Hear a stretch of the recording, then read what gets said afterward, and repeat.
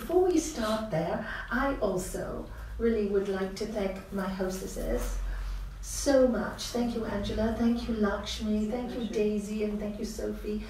Thank you for arranging all this. It's really great. My mission in life is to spread peace and joy. As our guru taught me many, many years ago, your birthright is to be happy. The earth happens, the world happens, life happens, but your birthright is to be happy. And when I heard those fantastic words, I thought, I love this spiritual teaching. It's true. And you look at the great spiritual teachers, they're all happy. Why? Because they transcend the gross of our thoughts and our mind. They have managed to do that. And this is what we are here to do. And thank you for inviting me. And hi, good morning, namaste. And I'd also like to thank my partner Les, who's been my roadie this trip. Because we were just up north in Estoril before the panic started, so the talks went on beautifully, and the last day was when the panic started, when the government announced school closing. And it made me laugh because 2 days prior, Les and I took a walk in the town before the talk, bought some water. The supermarket was empty. Lots of stock. We say, oh, this is great. I mean, no people in the supermarket. It's packed with goods. Once the government made the announcement for schools closing, guess what happened? People just started panicking. Yeah, so you see the power of the mind? 2 days before, gentle. Government said something, panic. So it's really interesting to watch our mind. And the subject matter today is the nature of attachment and how to let things go. This is the subject matter. So we start first by greeting each other. Namaste. Namaste. And that means the divine in me recognizes the divine in you. The divine in you recognizes the divine in me. In other words, we're all part of one family. We're all divine. Isn't it great? We just forgot. I always love to quote Wayne Dyer. We really are spiritual beings having a human existence. And for us to really realize that is so difficult. This is why yoga practice has to be done every day, every day, every day, to remind yourself who you are. We're not going to be on this earth for a long time. We're not. All of us are going to leave this earth. That is one thing we are certain of. The second thing we are certain of is our life changes from minute to minute. Like I said, 2 days ago, peace, all of a sudden it goes mad. And this is life. And how to deal, the whole of the spiritual teachings is how to deal with this. What causes the attachment? Why? Why do we get so attached? Because we've forgotten the truth. And the truth is, as the Bhagavad Gita says, just as a man casts off worn out garments, so the soul will cast off the body when it's time. But know that you will never die. You are eternal. What is cannot die. We are energy. Energy never dies. What leaves the body when it dies? You do. Your body stays behind, and I laugh a lot because this is not my body. One day it's going to be burnt, and hope the ashes are thrown where that wants to be. So I am not Nalanie, and this is a teaching. Nalanie is my human existence. And I'd love to explain this to you so you can see it very clearly. I think it's really important, because when you see it and when you meditate, you understand what is happening with you and your mind, and what causes it. So the Upanishad says very, very clearly, like two golden birds. Imagine that, two golden birds perched on the self-same tree. The ego and the self with a capital S. Your energy, your spirit, your divine connection. The ego eats the sweet and sour fruits of the tree, whilst the self watches on. And like that, we're like those two golden birds. One is the self, the higher self, and one is the ego. So we need an ego to exist in this world. We need the ego to be individuals. If we didn't have ego, we wouldn't be individuals. And many times the spiritual teachings say, get rid of your ego. And once I asked my master, how do you get rid of your ego? And he said to me, no, Nalanie, who told you that nonsense? You're not supposed to get rid of your ego, you purify it.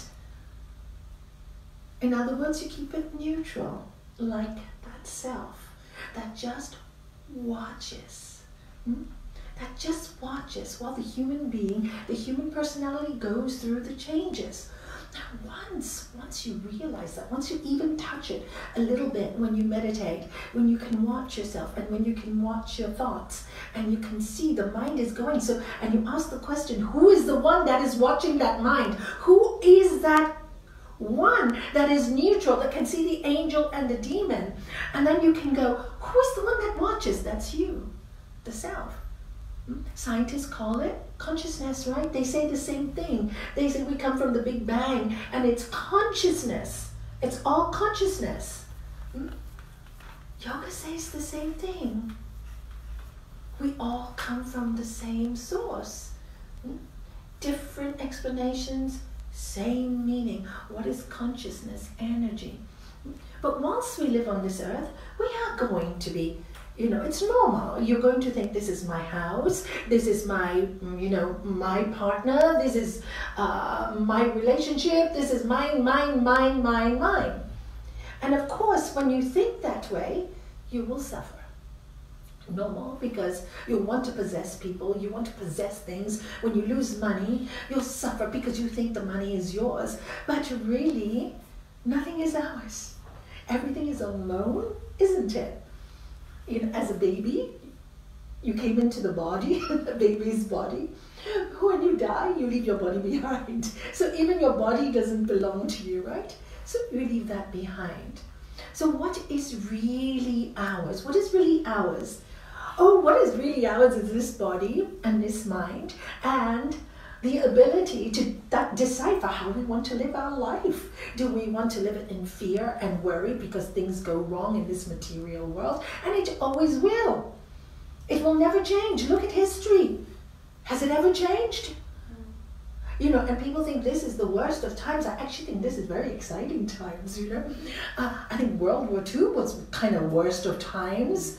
I think that was horrible for many, many, many people. I didn't live it, but I read about it, and I was in Japan after the bombs in Hiroshima, and my heart broke what mankind could do to each other. And I was only 12 when I went to Hiroshima, and I remember I cried and cried and cried and told my dad, I said, Dad, how can human beings do this to each other? And he said, Nalanie, that is why it is so important to love. It is so important to love. It is so important to share. Give love wherever you go. He said, because this is what happens when you don't. This is what happens when there's hatred, when there's jealousy, when there's attack. And what does our yoga teachings teach us? Any of you done the yama niyamas here with Lakshmi? Yeah, 1, 2, okay, 3. So it teaches us niyamas. The yamas and niyamas are like 10 golden rules on how to live a beautiful life, and about what action you perform will cause what kind of reaction, okay? So I'll just go through it really quickly. The first 5 are called yama. And it says when you practice, the first one is ahimsa, non-violence. And it tells you, in the presence of one who practices non-violence, all hostility cease. So in our life, if we want good things to happen to us, what should you do? Don't practice violence. How do you do that? Body, word, mind. Now, many people are not violent with their words. People have been educated, but they're violent with their minds. You need to really watch that. And they're violent to themselves. They're quite cruel to themselves. And if you're very cruel to yourself, you cannot be nice to anybody else. As the Bible goes, love thy neighbor as?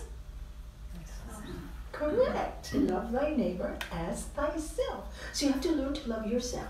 So no violence. Look at your thoughts. Are your thoughts violence? For me, fearful thoughts, panic thoughts, all violence. Fear, the Bhagavad Gita says in chapter 12, whoever feels fear, guilt, or worry cannot connect with me. It's true, when you fear, guilt, worry, anger, all those things, can you connect with any kind of sense of peace? There's no sense of peace. And what is God to me? Peace. In fact, the Upanishads describe the divine so much better than that. It says, the Lord of love, no larger than a thumb, lives in the hearts of all. So where is that self? Where is that higher self? In each one of us. When we lose our body, we become energy. So you see, the first thing you have to realize, one, nothing belongs to us. Two, we are eternal. We never die. And when we're stuck in this body, it's like a cage, it's very hard to realize this.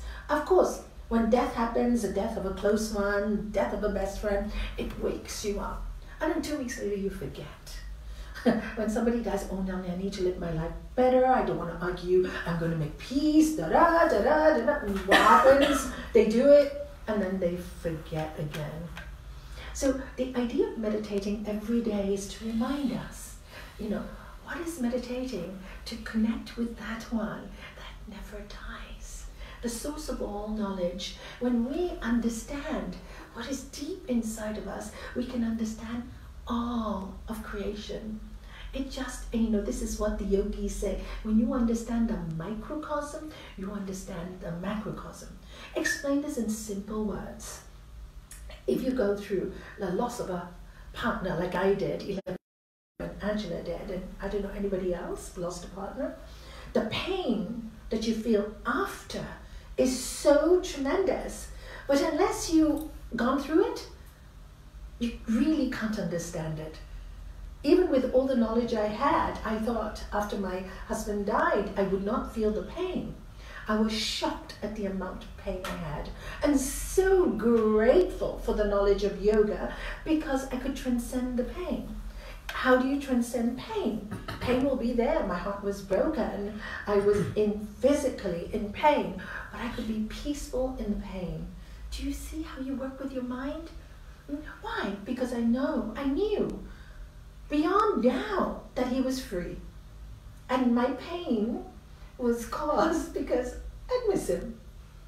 Do you see that? It was personal. So the human body still missed, but myself knew, oh, thank God he's so free from this crazy world. He's flying, free from the cancer-ridden body. He's no longer in pain. God bless him. May he fly to the lights. And that was my prayer. May he fly to the lights. I do not want to drag him down with my pain. Because if he sees my pain, he'll come down. So I have to heal quick. And the practices help you. And thank God you organized that Raj Yoga 6 months after he passed. And when I came to that in May, it healed me. And this is why I know service helps. When you're not in I, me, and mine, you become free of your personal crazy thoughts. You do not become the victim because you're so interested in the rest of the world and, oh my God, everybody suffers more pain than me. This is nothing compared to what people go through. I've met people who've been abused when they were young and really beaten up, and I've met people who've been treated so cruelly, and I go, this is nothing. I had 34 wonderful years with a wonderful man, and look at the gift I have now so many years later. A wonderful gift with another wonderful man. And they're both totally different, yin and yang, and yet so exciting, so similar with music. They love guitar, music, art. So, whoa, how lucky is that? Yes? So you never know when the next gift is coming. And accepting, and I'm jumping to the niyamas, the third one, which is called tapas, which is things that we have to observe. And the one especially today is really relevant, and one more that's really relevant to this talk, is accepting pain for purification. Normally when we have pain in our life, we either become the victim, get really upset, or get really down, or we become bitter. And we want to revenge. Then we're angry at everybody. When we're bitter, we're not nice people. We start blaming everybody else for our pain. And here it says, when pain comes, accept it for purification. Pain comes to remind us. Because it's only when we're in real pain that we're going to think of deeper things. Because we need a source of comfort. It is that which pushes us into fields of yoga, into spirit, into energy, into learning about healing, because we can't deal with the pain. And many times when I see my patients, and they're so sweet, they come in with horrible panic attacks, depression, fear, and I go, oh my God, you should be so excited, because why have you come to see me? Because you're looking for something deeper, and you'll find it. And guess what? This may look so dark now, and I can teach you. I can give you tools that you can use to help yourself. I cannot heal you, but it's very exciting times. This pain, when you get through it, you will be so compassionate, and that will be your gift. And you will understand somebody else's pain. And then you will understand life is not permanent. Then you will understand our only goal in life is to treat each other as part of one big family. And you just want to serve, love, give, as Master Shivananda said. Master Shivananda, my master, used to say, serve, love, give, meditate, realize, purify, do good, be kind, be compassionate, inquire, who am I? And be free, and be free, and be free. Adapt, adjust, and accommodate. We were born to be free. And he used to walk around the ashram singing this joyfully. And now we're going through very painful times because, why? This panic with the with the coronavirus, and it's scary, I'm going to die, but you never die. I was laughing last night with Les and Lakshmi. I find this all funny. It's like we're living in a movie. Yoga teachers, teachings tell us this is all a Maya, and I'm really seeing it's a Maya, an illusion. It's like a dream, isn't it? Do you feel like we're in a dream? So weird, like in a movie, We are in a movie, by the way. And when we die, we get another movie and another movie and another, and we can come back for as many times as we want. Because originally, why did we come to Earth? Because as divine beings, there's a lovely story, and maybe I can't tell it perfectly because I read it only once many, many years ago. I think it was by Neil MacDonald Walsh, and it was a children's book. And I think the story is so beautiful. And it was like this pure soul was there, dancing as light, with the big light and the small lights. And it's looking down on earth, and it goes, oh my God, they experience so many different things, so many different emotions. But here I'm like floating and dancing all day long. Maybe I want to experience one of those emotions. So it speaks to the big light, and the big light is, can I go down to earth? I'd love to experience that emotion of forgiveness, because I see people don't forgive on the earth. I can watch them, they don't forgive each other. But could I go to earth and learn that? And then Big Light said, well, aren't you happier? Yes, I'm so happy, but I want some fun and adventure. So can I go down? Okay, you can go down, but you have to find a volunteer from one of these lights who are so happy to go and be the person that will hurt you so much, cause you so much pain that you have to forgive. That's what you want to learn. You want to teach, right? Yeah, I want to do that. Find a soul and decide to go down to earth at the same time. So we asked one light, no, we're so happy. And then this beautiful white light said, oh, my beautiful spirit friend, you really want this experience? So I will volunteer to play that part. But you must promise me one thing. When I am so horrible to you on earth, remember why I came. Because you had to forgive me. So don't forget to forgive me, and remember that really, really I'm a pure soul, and I have to take this horrible part for you to get what you want. Because I won't forget. And so they go down to earth. Anyway, I just love this story. So we choose to come to this earth. And really, when we can see the higher thing. My husband, my late husband, used to tell me, when I was very young, maybe 23, 24, I was a very delicate girl. And I'd go to a sad movie and I would cry. I would just cry at every little thing. And he was a real big baby. He really made me strong. Suffering made me very strong. And so I come out of the movie and he goes, why are you crying? I said, because the story ended like this and da-da-da. And he goes, now the actors and actresses are just having a glass of champagne and partying while you're crying. And that was, he was right. And this is what we are here, actors and actresses. And how to remind ourselves, these are the spiritual practices. What gets us caught? Our attachments. So how do we work on letting go of those attachments? Not an easy task.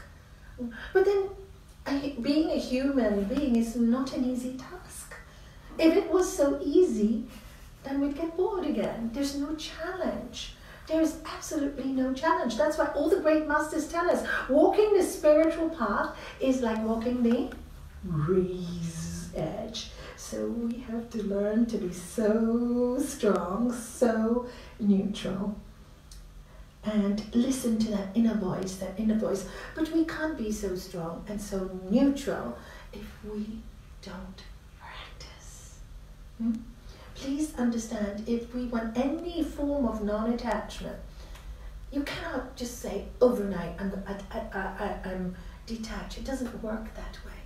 I remember once my daughter asked me, when she had her first child, Mom, I might have said this story many times, but she said to me, Mom, you say we don't get attached, and I understood that until I had my baby. Mom, I'm very attached.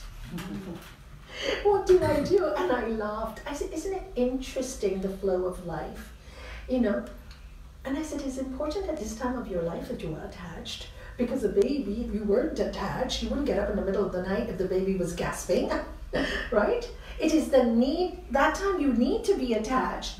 Because if you're not, you just sleep, and the baby could be gasping away and you won't hear it. But all of us as mothers know that attachment gets you to look at the baby at night. I mean, I never slept when my babies were born because I was so fearful that they would, something would happen to them. In my time, there was a lot of cot deaths. So I'd all the time at night with a panic look at them, I had no family around me, I had no friends when I moved to Gibraltar. So it was just me and the baby, and my first, I didn't know what to do. So I was all the time watching the child. And then I said, you're lucky, I'm here with you now, you have someone.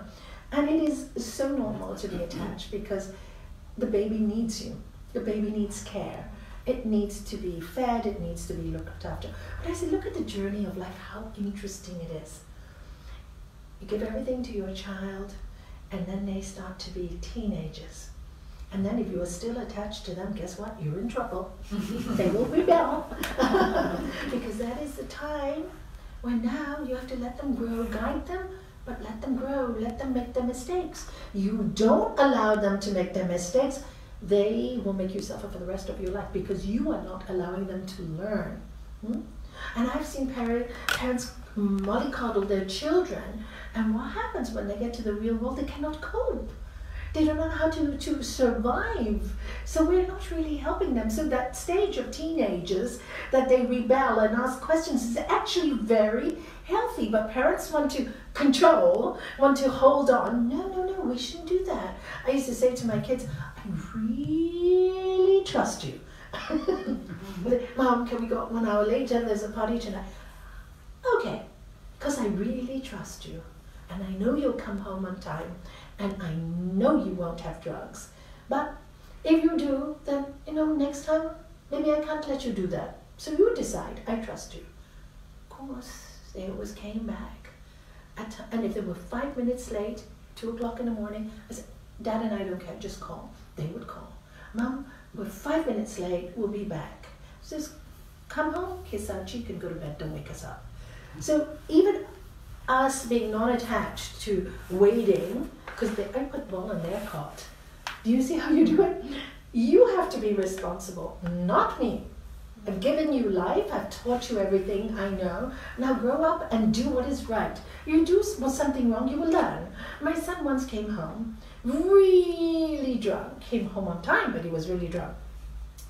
And he said, I saw that, vomiting and everything. So the next morning, so he had a good time last night. And he said, Mom, I had 10 whiskeys, are you going to punish me? I said, No, I think life has already punished you. I think you've learned the lesson. I don't need to teach you. I don't think you're going to do this again to yourself. And he goes, no, I won't ever do this to myself again.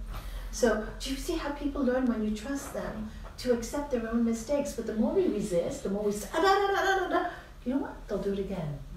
So life automatically, do you see how it works? Teaches us to let them go. And now this is for us to learn as parents, as I told my daughter, to detach at this period of life and let them learn, but be there always to guide them.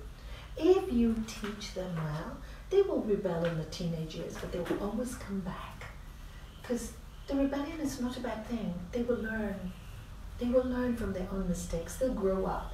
But just give them good seeds of knowledge when they're young. Because all these things, it makes us attached. You see, if you're brought up with a lot of fear, as an adult, you will always be fearful. If your parents always say, don't do that, you couldn't do that, you couldn't be, always like that. So it's really important to know where your fear comes from. It is really important to examine yourself and look within you. Where is this coming from? Why do I feel like this? Why am I so attached to these things? You know, it's quite easy to detach from, I think, although not for everyone, physical stuff, much easier than it is to detach from emotional stuff.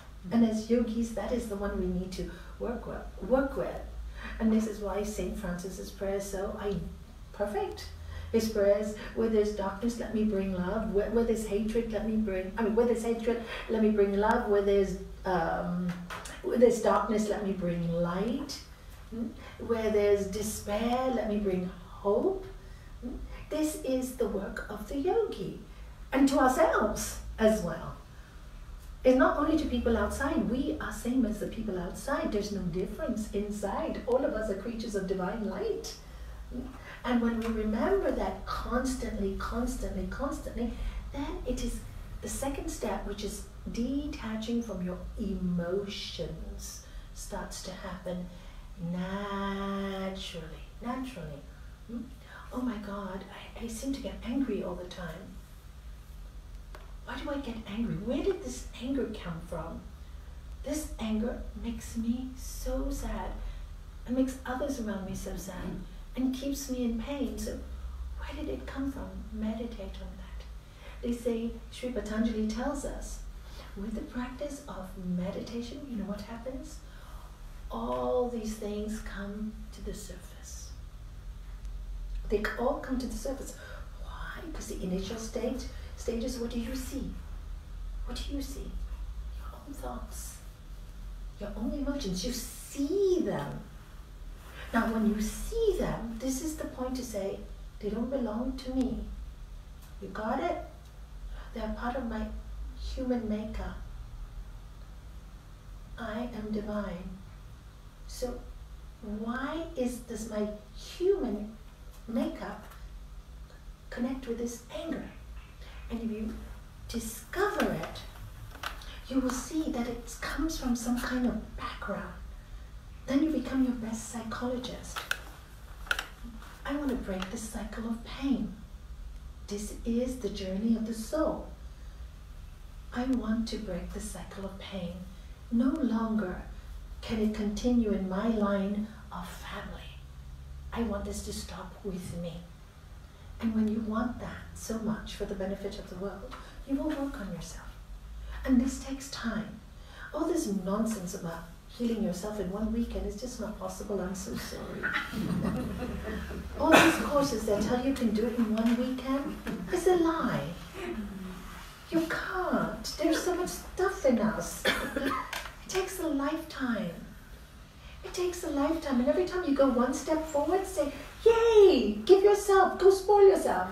Like Angela last night, go buy yourself a scarf. Do you know? You deserve it. All those things, so Do you know, just be happy, be free. I did it. I conquered my mind. Do you know, Paramahansa Yogananda said, it is not the battle with the world that is difficult, it's the battle with your own mind that is the most difficult. And that's where you have to free yourself, not anywhere else. It's right here. And when my master told me, you know, I said, what do you do with my mind? You know, when I was 33 years old. And he said, purify it, purify it. And I go, oh my God, that's a lifetime's work. I don't need to blame anybody anymore.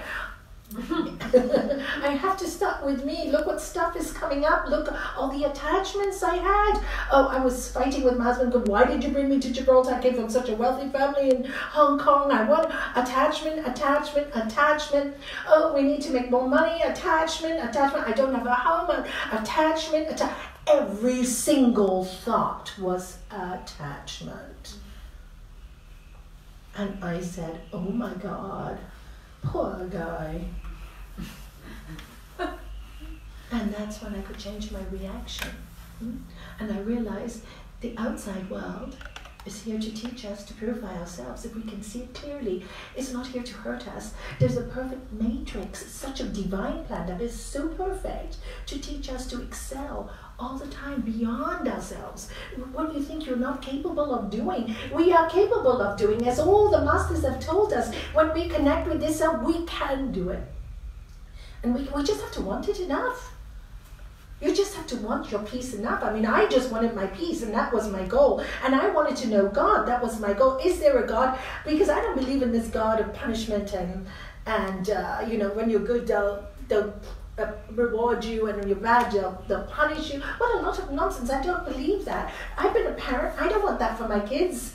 You know, how can a divine energy want that for me? So what is it all about? Why are we created? And then my version of God changed tremendously throughout the years. And when I read Patanjali, and it talked about Ishwara, which is the name it gives for this divine energy, and it says it's not affected by your desires, your emotions, your attachments. It is nothing. It's neutral.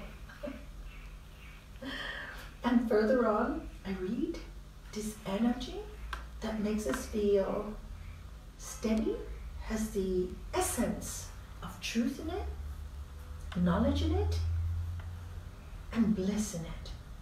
And it's really, and I saw this is to be true, because when we're really truthful to ourselves, when we're really truthful to ourselves and to others, we see the truth that this world is really, really, really just a university for us to learn. And then we get truthful deep, deep inside of us. And then we watch every single thought. And we see we're hypocritical to ourselves. And how do you get to that truth? Through knowledge. Knowledge, spiritual knowledge. You can read all the knowledge in the books about everything else, and it's great fun. And I, you know, because I love spiritual knowledge, now I just like to read books about the earth and history and biologies and autobiographies and how the brain works and this work, because it's all fun while I have the human body. It's something for me to learn new every day, because if I feel that I've stopped learning because I understand I'm not the body, then there's nothing for me to live for, then I just die, right? There's no more inspiration. So the journey of the soul, spirit within the body after realization is you know what? It's wonderful to be in this playful world, and let me learn from everyone. And then you start, everybody inspires you. Every patient I have seen has inspired me, because they've taught me one truth again and again and again. When they go through pain and they do the practices, they get better. And each time they get better, they get stronger. I get happier, they get happier, we all get happier. And as they teach it to other people, just spread it, spread it, spread it. I don't know why they don't teach this in schools. I don't know why they don't teach children that the end game is death anyway. So if you're going to die from one thing or the other, doesn't matter. All of us have to die. You know, that attachment to bodily life, Sri Patanjali tells us.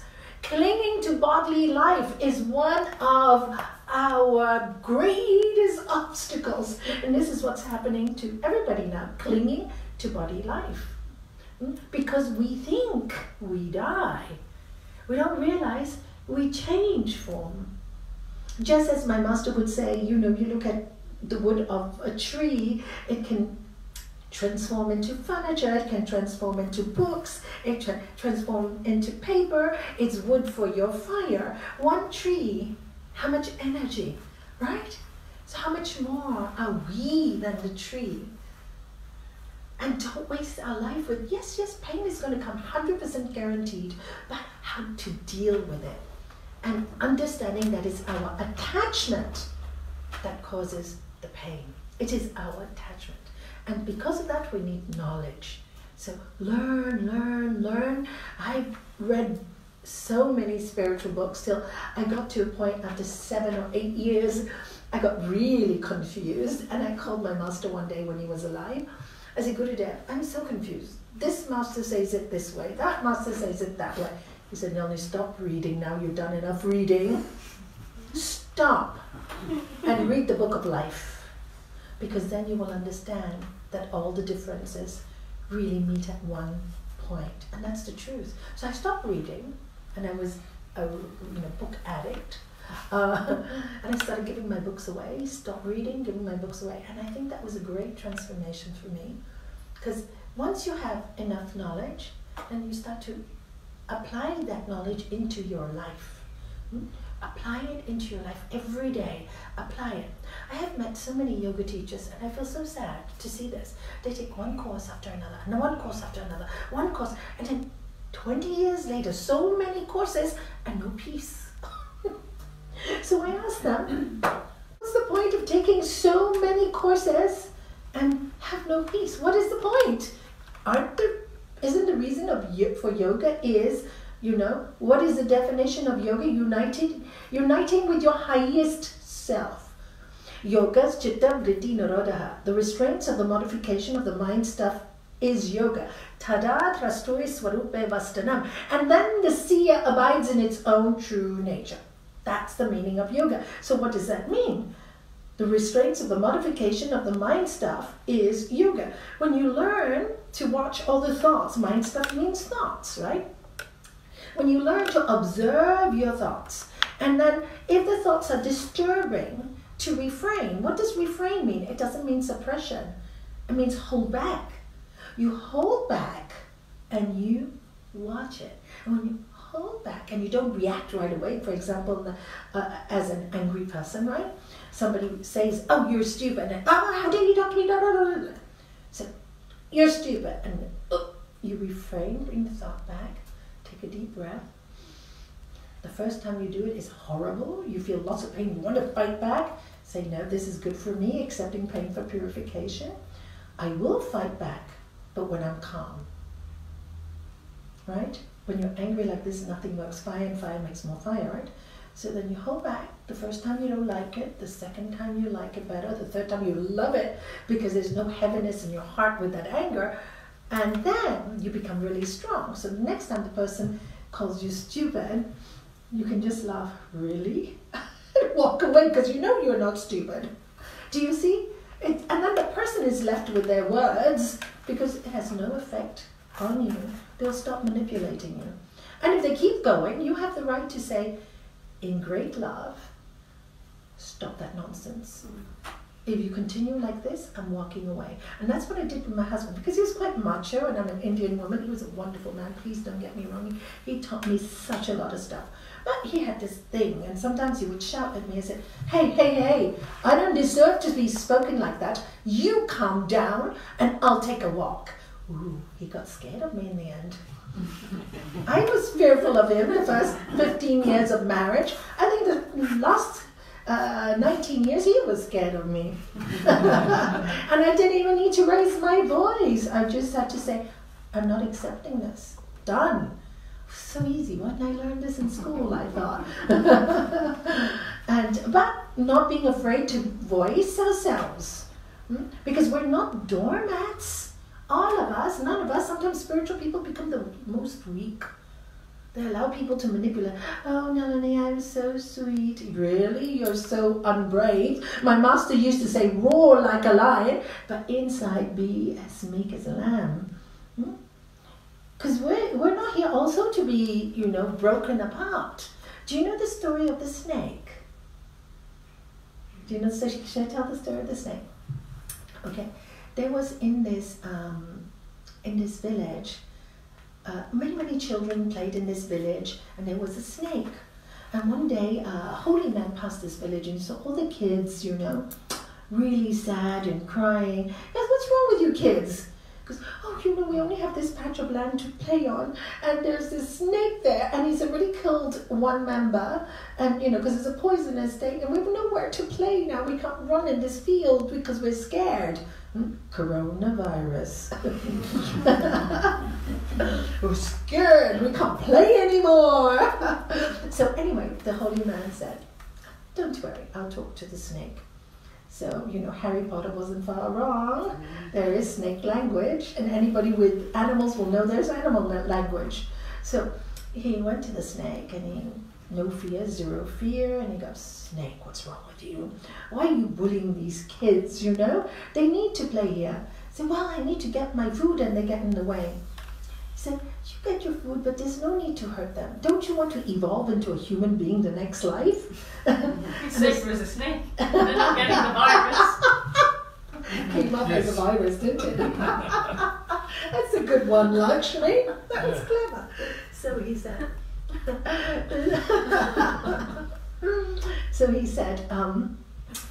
if you want a human birth the next life, I can bless you with one, but you cannot hurt these kids.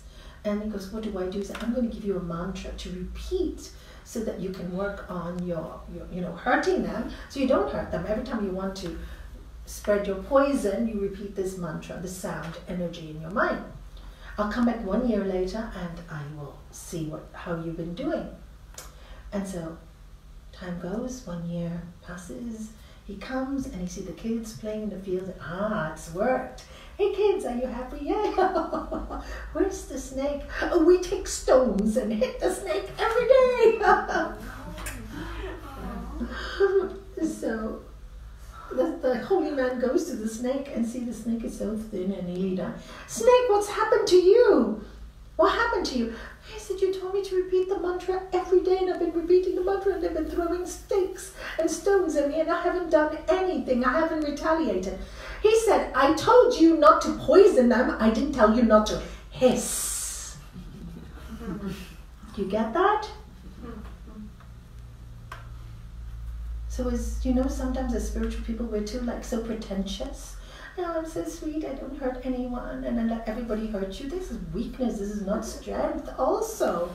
Do you see? We get so muddled up in our mind, so unclear because of our attachments. What is the attachment to people pleasing? I don't want people to think I'm a bad person, so I shut up, So it's not about that. It's about doing that which is correct in this world. Nobody should allow anybody to torture you. It is not acceptable. Why? Because you are divine just like that. Just as we don't have the right to torture and hurt anyone. This is not our right. We don't have that right, and yet we go around hurting people daily. We need to stop this nonsense because it's an absolute nonsense. We're one human family. Learn to monitor our words, learn to monitor our thoughts. This is yoga. Yoga is chitta, vritti, nirodha. And when you do that, what do you experience? Bliss. That's the third thing of this consciousness. This is what we are looking to be. So people meditate hours a day. I am self-realized. Be careful. Really? Self-realized? You're just thinking about yourself all day long? I am your master. Come with me. Oh my goodness, the divine is in all of us. The guru is in all of us. All we can do as spiritual beings is share the knowledge. So elevate, and all of us should elevate, work together in the world. Together, more of us can do stuff. And what is self-realization? I don't really care. All I know for me, I know is I'm not this body and I'm not this mind. I have a short time on earth. Whether coronavirus takes me or something else takes me, I'm going to go. So how do I want to live? And for me, this is spiritual knowledge. How do I want to live every day? I don't want to waste a moment, do you? On these stupid attachments, go. Look at all these people, all so attached to their wealth. And now with this coronavirus, which is a good thing, they're realizing greed is not going to get them anywhere, right? So much money is going to be lost overnight, like the Great Recession.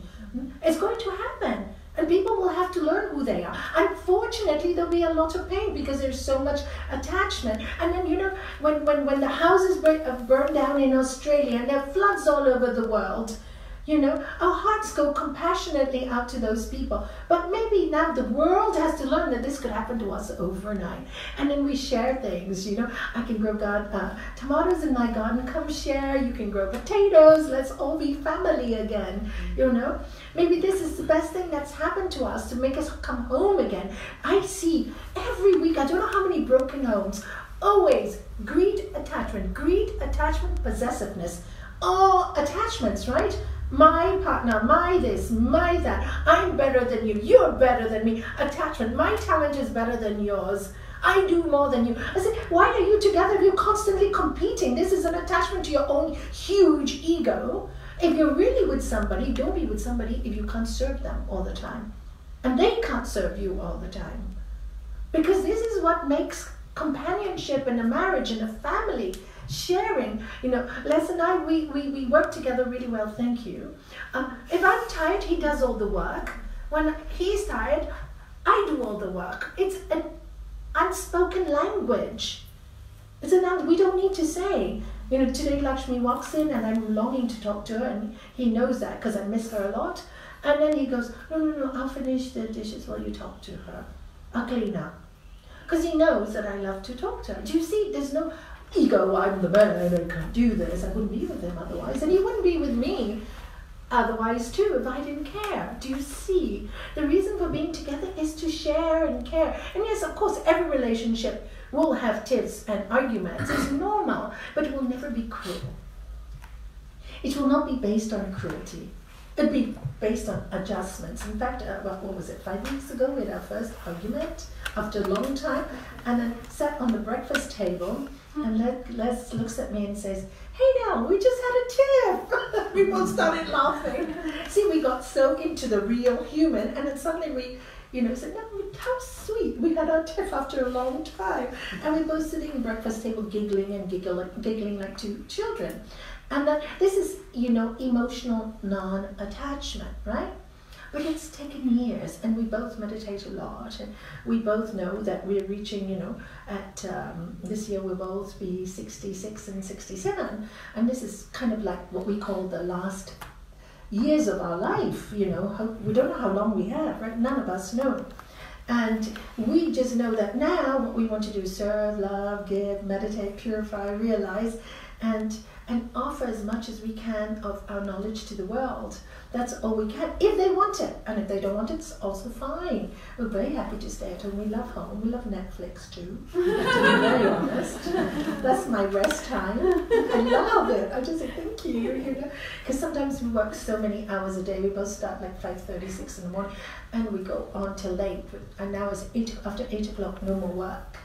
And then you're so tired to do anything else, so you watch a movie, And so life gives us lots of things, lots of gifts, everything, but they're all gifts. Nothing is ours, all right? The nature of attachment is really quite scary because we believe things are ours. But the first thing to realize, I'm not this body. And then to surrender, to let go. How hard is that? It's not easy. It really isn't easy. I've met so many people the last days, those who have spiritual knowledge, really very beautifully. Those don't struggle a lot. They struggle a lot. No, I'm not ready to die. I'm not ready to die. My own brother wasn't ready to die. He passed in September. And that for me was one of the most painful experiences. Whereas my husband, in all his pain, was ready to go. So he died so beautifully. And that was a completion. It was very beautiful with love. So that is the letting go and trusting that everything has to happen for its own reason. I'm not in control of anything. Nothing's in my hands except to love. And that is, for me, the highest form of letting go. to just know there is a perfect plan. We're not here to control anything. As much as you want to panic, you cannot control the virus, can you? We cannot control anything. All we can do is control the mind and how it reacts to panic. And this is the very hard letting go.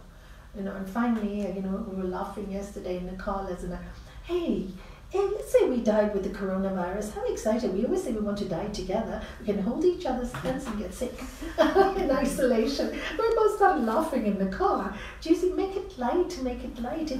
We don't know anything, do we? We also don't want to buy into hype. That's also attachment to what people say. Now you have a lot of fake news, a lot of this is all attachment. I have to look at Facebook every single second of the day. Let me see what everybody's... All attachment will bring more fear in you. Be able to let it go. I'm very blessed. Whatever I need to know, my daughter calls me, this is happening in Spain. Ula calls me, this is happening in Lisbon. Hong Kong called, we have a site, this is what's happening in Hong Kong. So I know what's going on. How lucky, I don't even have to look for it. So long as we know what to do, so we're, well guarded, well looked after. And I really need to thank Angela and Lakshmi this morning. Apparently, I don't know, were you involved too? Now, these two disinfected all the handles, the chairs, everything before you came. I don't know if you know that. They spent this morning disinfecting everything, handles on the doors, everything, so that all of you should be safe. Don't you think that's sweet? I think, you see, this is what I call being proactive in a difficult time, by being aware of other people. And they got up very early just to do that. All the chairs have been cleaned. Oh, I just think it's so lovely. That to me is service, and protecting. These are the things we can do. These are the things we can serve. And that's why service is so important, to take us out of our attachment. Because attachment happens when the mind has too much time. Mm-hmm. Too much time. So you want to occupy yourself in something higher. Clean. Actually, many times I love cleaning for that. And many times, I think it's kind of like a therapy.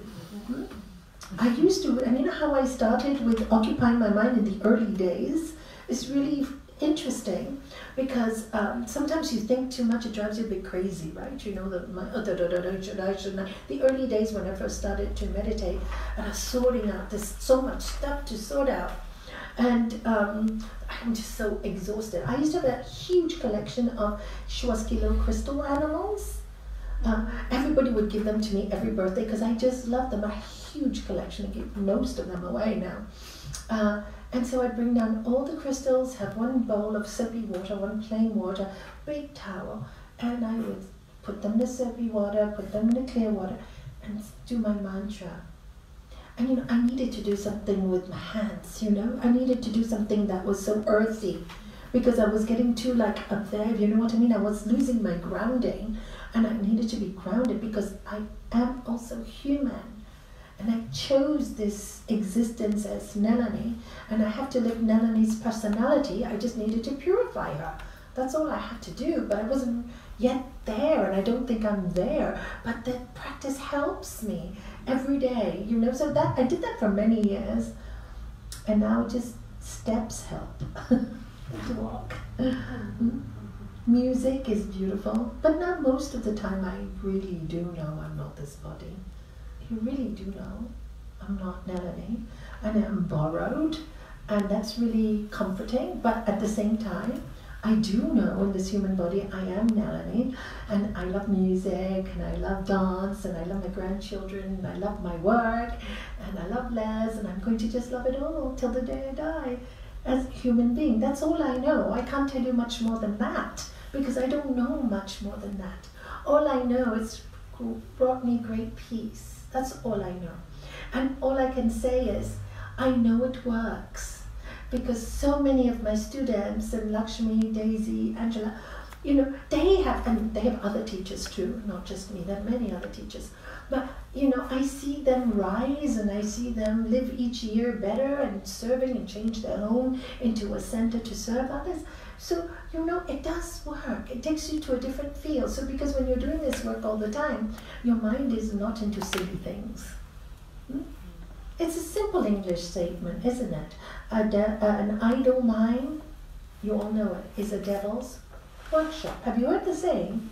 Yeah, it's very common when I was young. My teachers always would say that to me, to all of us, the class. Remember, an idle mind is a devil's workshop. So study and learn. Good advice, right? Good advice. So I think, how are we doing for time?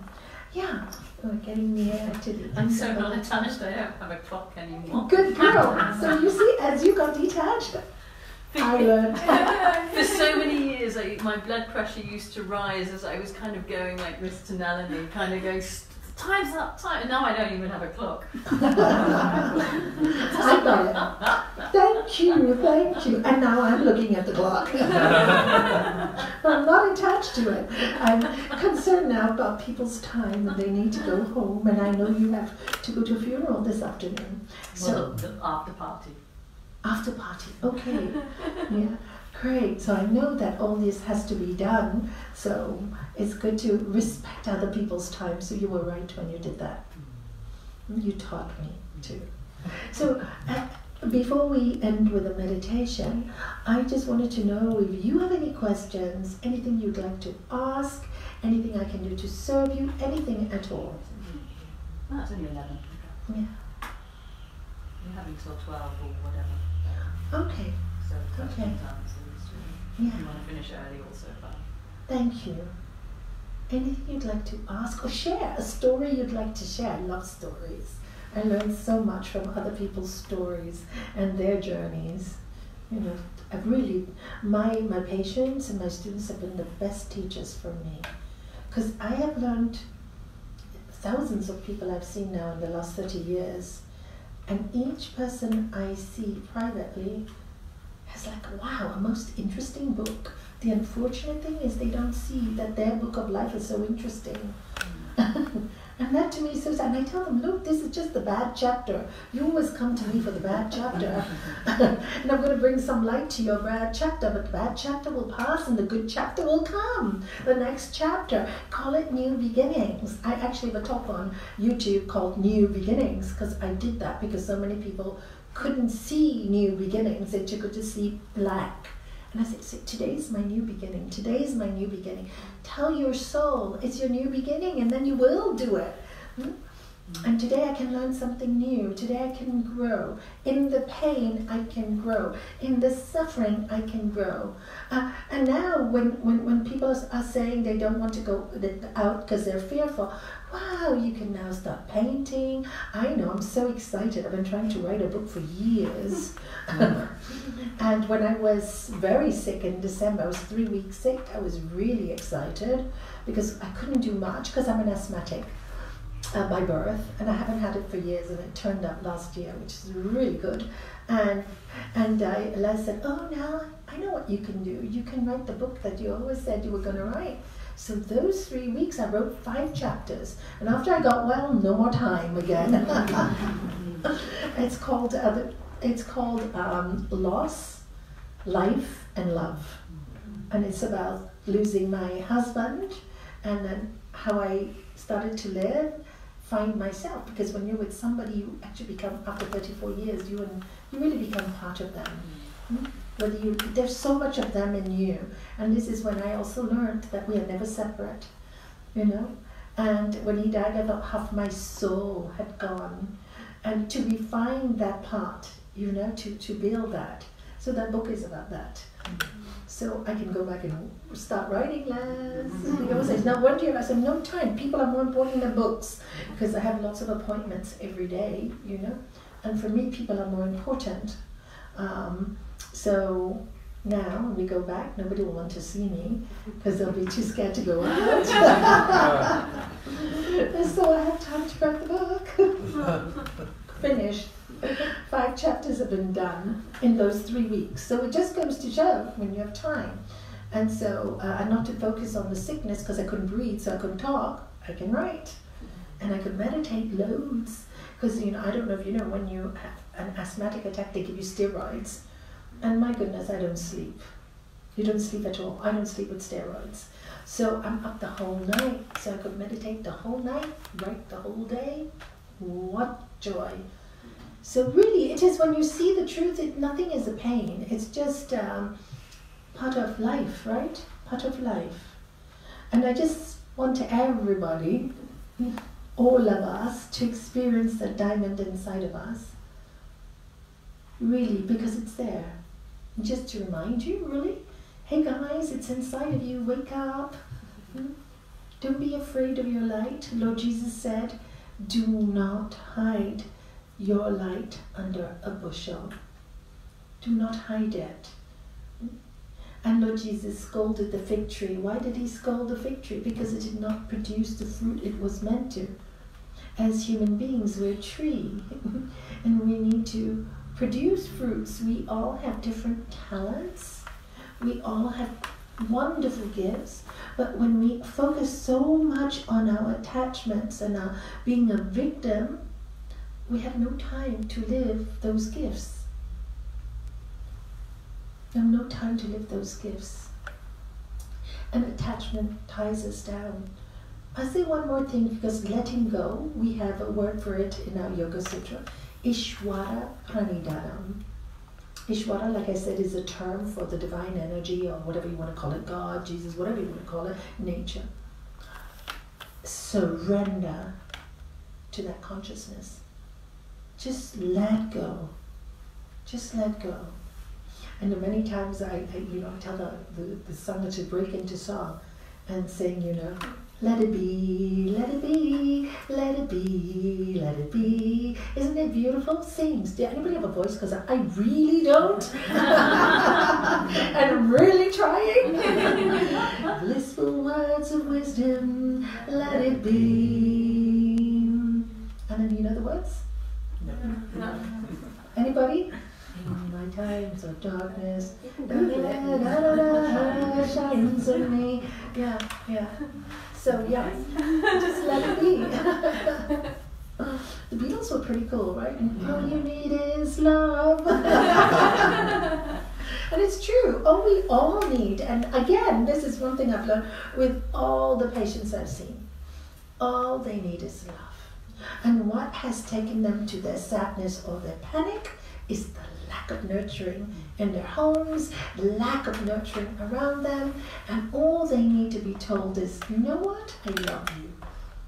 And it's so easy to say that, and I don't know why people don't do it more. Do you? People are scared. Why should I show you? I tell you I love you, I give you my power, you can hurt me. But no, it doesn't matter if they hurt you. Your love is so great it can take any pain. And they will hurt you, I will guarantee that too. But also some will love you so much, and I will guarantee that too. It's just life. The two sides to every coin, right? So where there is good, there will always be bad.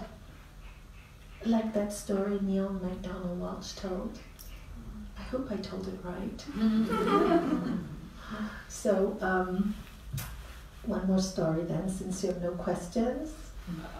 Oh, you have a question? Great. Yeah. I'm just curious how you started to develop your meditation practice, because it's very hard, I think, for a lot of people to start. And if you could share your experience, it would be great. Okay, I will share my experience. You see, I had the background I had was a blessed background.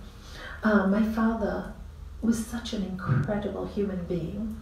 And he always said, like I said earlier on, as we were young, if you want love in life, give love, always give love. Never expect anything in return. So that kind of thinking was in my philosophy already. But I lost it as a teenager, I lost it as an adult. Life, you expect life to be happy ever after, and it's never that way. All your dreams you see are withered away, and then you see people dying, right? So I'm telling you this because the philosophy is really important as well. The knowledge is really important. So of course, when I went to a place of great pain and suffering, I woke up. I don't want to be like this anymore. I don't like who I've become. I'm always angry. This is not me. And of course my master came to my life at that time. And I think these are the key words he said to me that helped me so much in my meditation practice. He said, I said, Gurudev, after you leave, he spent 1 week in Spain. And I said, Gurudev, after you go, what will I do with my life? Because in this week, I have seen your energy and felt your energy. And I can never go back to the way I was living. What do I do with myself? And he just gave me some pearls, just pearls. He said, purify the mind, stop complaining, love where you are, meditate.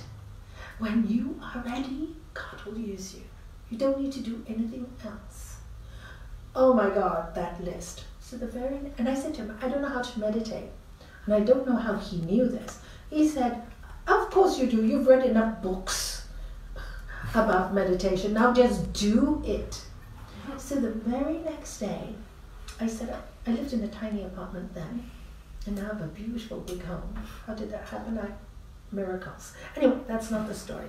So I got a little footstool, took off the covering, so it was a little movable because my apartment was small, and this was my movable temple. I put a picture of my master because I wanted to be like him. I wanted to learn.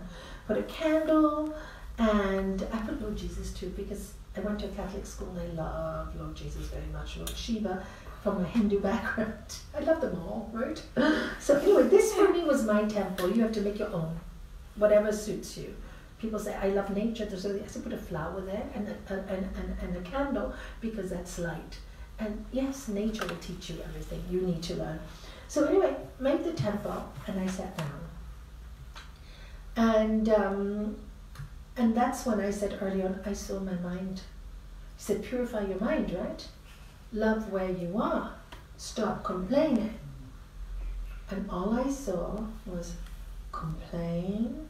I'm not happy where I am. Oh my God. How do I quieten this crazy mind? And the first thing I realized is I had so much work to do that first thing I needed to do is stop blaming. And the person I blamed the most was my husband, poor guy, and he's the one who loved me the most. Because you always blame the person that's close to you for your miseries, right? I learned that also. So I needed to stop that. I needed to take responsibility for my action. That's how I started. So I sat down, saw the thoughts, and then we have that in Yoga Sutras. When the mind is full of negative thoughts, apply opposite positive ones. Opposite. But I didn't read the sutras at that time. But I thought, instead of focusing on the negative, I would bless it and ask it what it was there to teach me. And then I would think of my husband and bless him, bless my mother-in-law at the time, who was so horrible to me, and his old uncle, and just bless them and change the energy of my mind.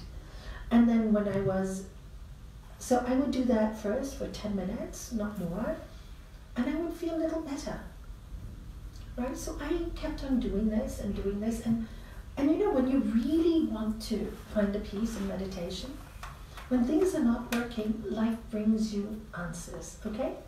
So what happened to me is after a month and a half, I found my mind was still moving a lot, tremendously. What do I do? I didn't have a mantra at that point. What do I do? I can't, I get a little bit of peace, but not enough. And then somebody I was working in a shop in those days, and somebody walks into my shop. And those days was cassettes. Oh, Nalanie, I have this most incredible music that is wonderful to meditate on. You will find it so easy to meditate. And I thought, how did she know? Didn't say a word. And she wasn't even a good friend. I actually asked her, why did she give it to me? She said, oh, because you invited your master to come. I actually attended his talk. She was one of the 150 people who came. And she said, I wanted to thank you, so I brought you this cassette. best gift she ever gave me. I put it on, and it really helped me, the music. That's why when some yoga teachers say to you, don't use music, I say, I don't agree, because that is not my personal experience. It helped me. I had a very difficult time when my mind was too troublesome. And so with the music, it was such a lovely temple in the forest, it was called. Little bells. And I would say, oh life, I love you so, I love you so. And I used to hear the music come back to me. I love you so, I love you so. My mantra. It was amazing. And then whenever my mind got into trouble, somebody would bring me a book. And then my master called me and said, Nalanie, I do a tape of the month. I'm going to send you every month. I didn't know master didn't do those things. I just thought, So he sent me a tape of the month. And every morning, it was 45 minutes long, I would listen to that one tape every morning. So now my meditation time, instead of 15 minutes, became 1 hour and 15 minutes. Why did I do it? Because I was excited at the change in me. Okay? So you have to apply the meditation practice into your daily life. Otherwise it doesn't work. People separate spirit from daily life. They think that just because they meditate, they're good people. No, you have to apply it. So I stop complaining. My mind became quieter. Walking up Main Street to work every day, instead of the chatter, I would bless everybody that passed me. There were hundreds of people. And look at your beautiful eyes, your beautiful nose, your beautiful hair.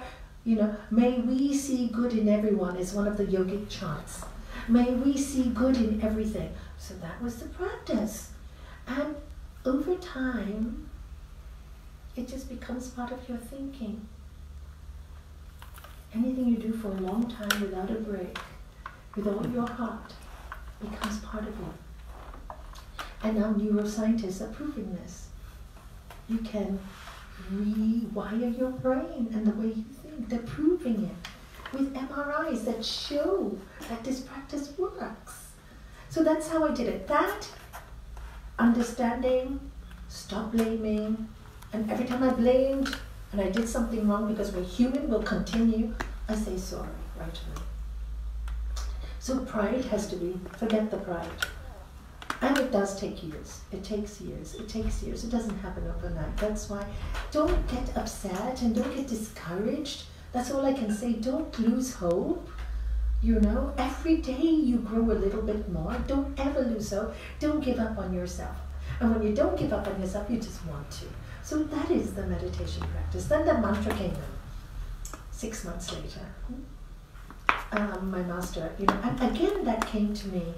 And I have to tell you this story because really, the scriptures tell us if you have complete faith and you really want the truth, ask and it should be given, seek and you shall find, knock and the door will be open. And this is exactly what happened to me. 6 months later, I just felt I needed a mantra now. I need to go next stage. I didn't need the music anymore. I needed a higher energy field. And I don't know why the soul said, you need a mantra, you need a mantra. And I was thinking this, I didn't tell anybody, there was nobody to tell. I had no teacher in Gibraltar. So that night, I had a dream. My master appeared in the dream, and he said to me, Nalanie, darling, do you want a mantra? And I'm saying in the dream, yes, I do. And he said, I will give you a mantra. So I wake up, and it's 10 to 7 in the morning, our time. At that time, I was living in Gibraltar. And it was 10 to 1 in the States, okay? In the middle of early morning. And I wake up, I got so excited with the dream, and my husband was an early riser. I said, Daddy, I have to tell you this. And there she goes again with her dreams. And I said, I had this most incredible dream. I asked Gurudev, I have to tell you that I wanted a mantra.